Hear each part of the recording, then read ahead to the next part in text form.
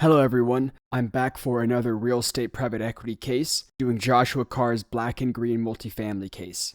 Now this case is a little tricky, so bear with me for the long formulas. Top line, the model is straightforward besides the occupancy piece, with occupancy increasing by 2.5% every month and rents growing at 3% per year. Now for the debt component, we're told that our loan proceeds will be based off either loan to value, debt service coverage ratio, or debt yield. Now I took that to mean that the lender will give us the smallest balance of the three metrics, so that the loan is covering all three. So I use the offset function to build the loan balance, payments, and balloon payment. And you'll see what I mean in a little bit. Then we have the equity waterfall with two tiers, one at a 9% hurdle and the other splitting cash flows 40/60 GPLP. That's going to be a nice chunk of change for the GP. Let's go ahead and get started.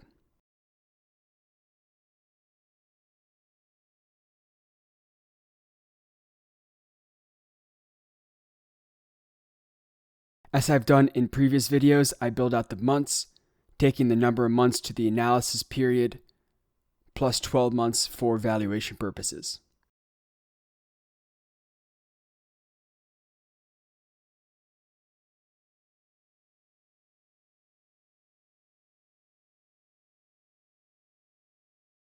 For the year, I use the roundup function.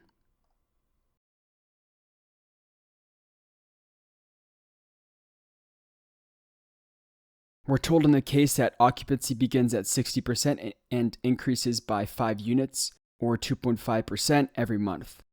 I use the month indicator to calculate the extra units added every month,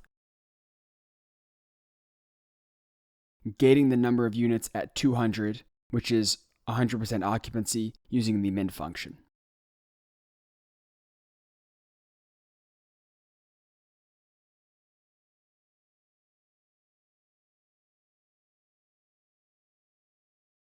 As you can see here, occupancy is increasing every month by 2.5%, capping out at 100% occupancy.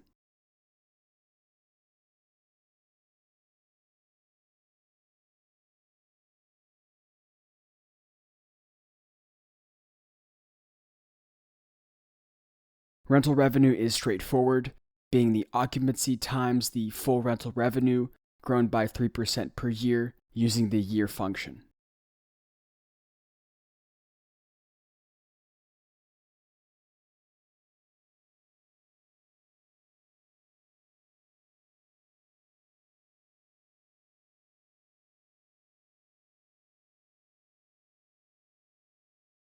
I format everything.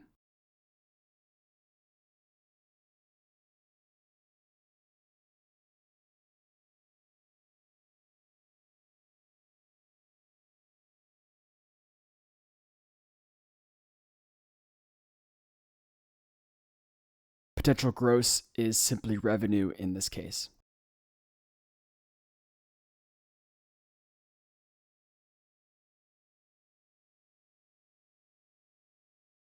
For vacancy allowance, which the case states is 5%, I only take vacancy when our occupancy is greater than 95%.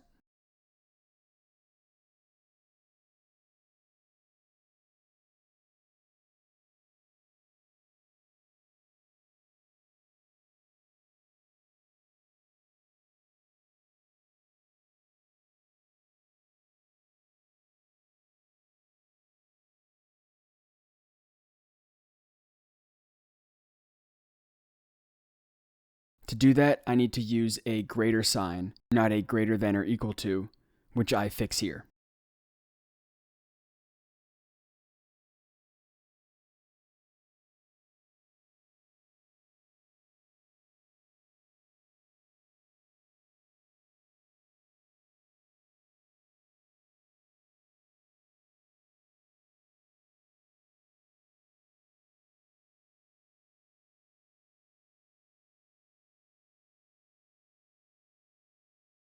Operating expenses are fixed and are also growing at 3% per year.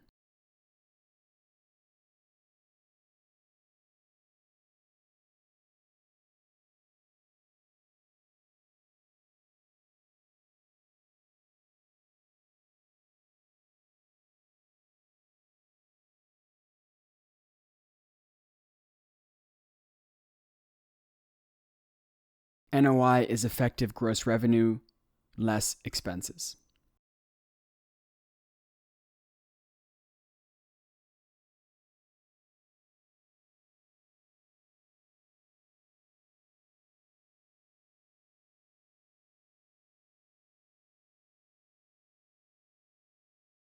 Now, purchase price I take directly from the case.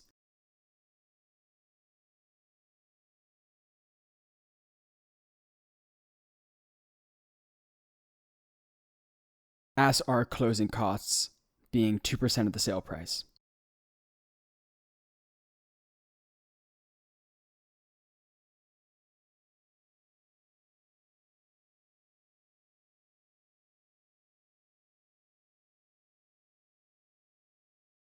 Sale price is forward-looking 12 months of NOI divided by the exit cap rate.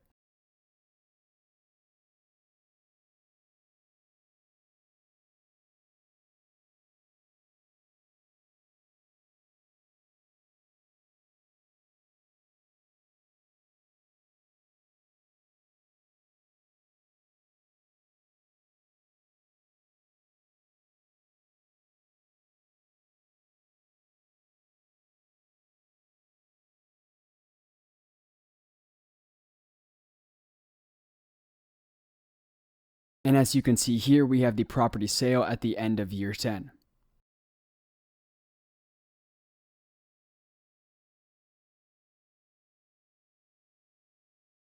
Unlevered cash flows, I take a simple sum, getting them within our analysis period using a Boolean.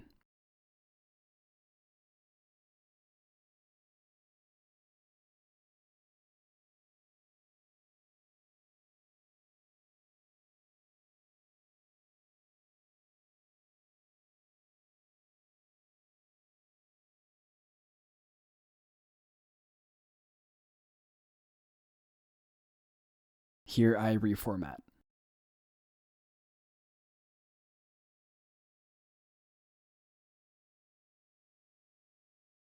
And calculate unlevered IRR, annualizing our monthly cash flows.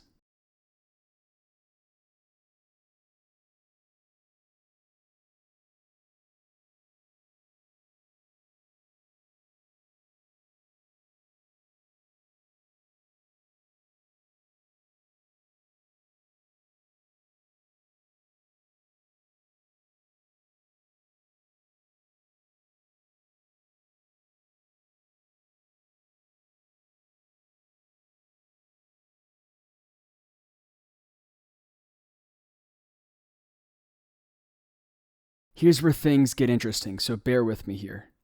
For loan proceeds, we need the loan to come on the refinance month, which should be able to change based on our input. Next, I take the minimum of 3 debt options.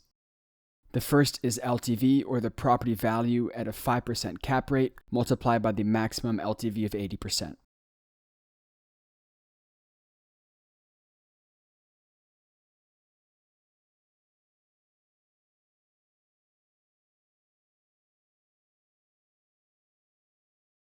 The second debt option, I use the present value of a loan using the maximum debt service determined by the debt service coverage ratio.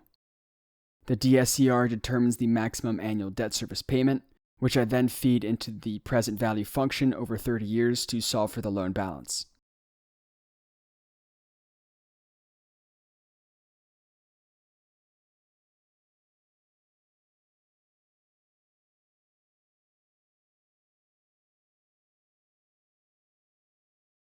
And the third is the loan proceeds calculated using the debt yield. Since debt yield is the NOI over the total loan balance, I'm dividing the NOI by the debt yield, which gives me the maximum loan balance.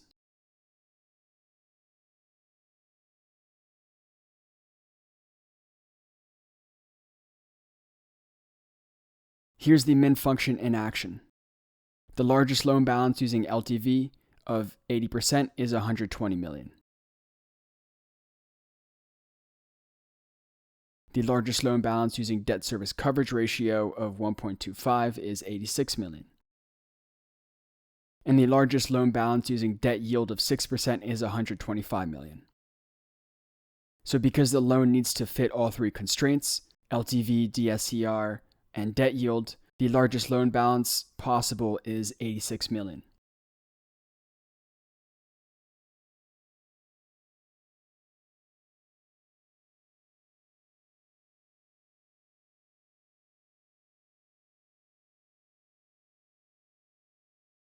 For debt service, I only want to calculate it after the recap month.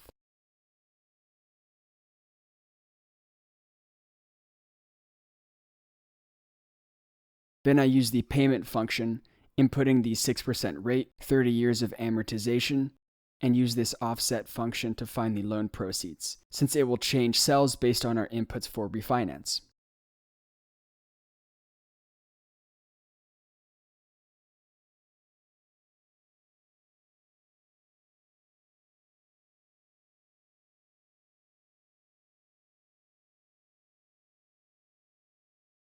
I use a Boolean to constrain debt service to the analysis period, or 120 months,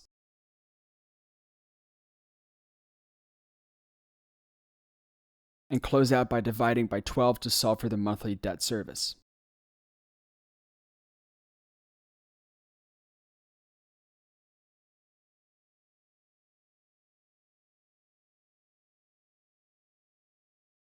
Balloon payments use a similar structure.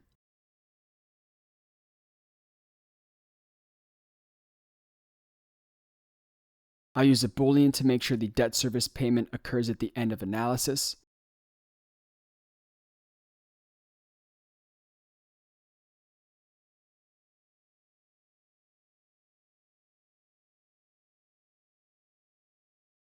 then use a PV function to calculate the value of the balloon payment after 10 years of amortization, with monthly payments using that same offset function to find the loan proceeds.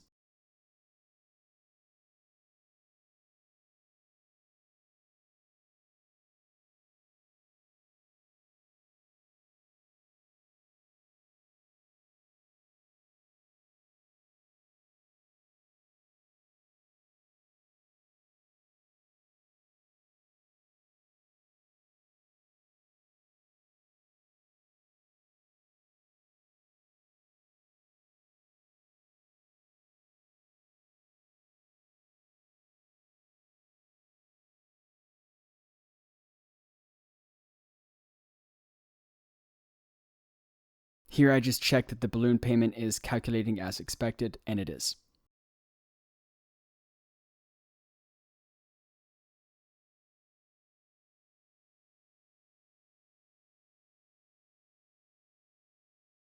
The origination fee is a breath of fresh air, much simpler, 1% of the loan proceeds.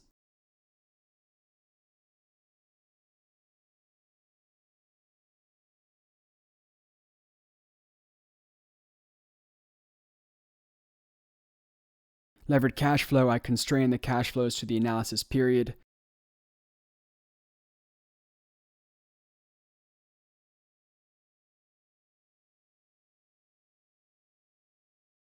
and sum the unlevered cash flows along with the debt cash flows.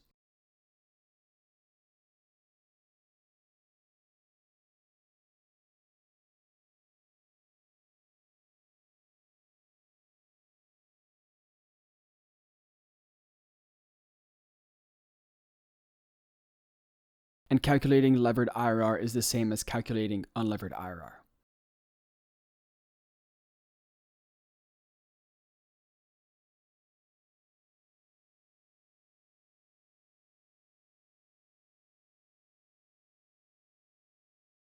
And here we have our levered cash flows.